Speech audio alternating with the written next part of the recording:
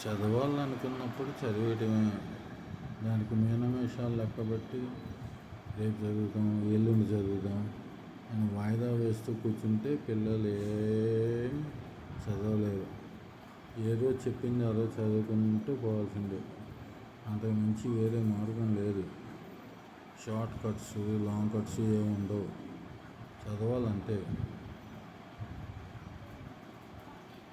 ఆలోచించి సరైన నిర్ణయం తీసుకోవటం పిల్లల బాధ్యత.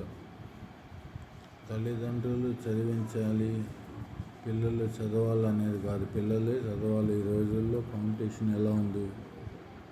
ఆ కాంపిటీషన్ తట్టుకోవాలంటే గట్టిగా కృషి చేయాలి.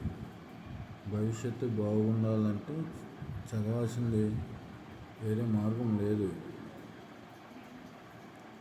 ఒక్కోసారి రాలేదంటావా, రెండోసారి చదువు, రెండోసారి రాలేదంటారా, మూడోసారి చదువు, వచ్చేదాకా చదువుతూనే ఉండాలి. కాన్సెప్ట్ బేస్డ్గా చదవాలి. ఏదో బట్టి కొట్టేసి ముందుకెళ్తే కాదు, అర్థం చేసుకుని చదవాలి. పిల్లల చదువుల పట్ల పెద్దలకున్న బాధ్యతలు 10వ వంతైనా పిల్లలకుంటే ఆ తాపత్రయం తప్పనిసరిగా వాళ్ళు మంచి మార్కులు తెచ్చుకుంటారు, గొప్ప భవిష్యత్తును పొందుతారు. పిల్లలే ఆలోచించుకోవాలి.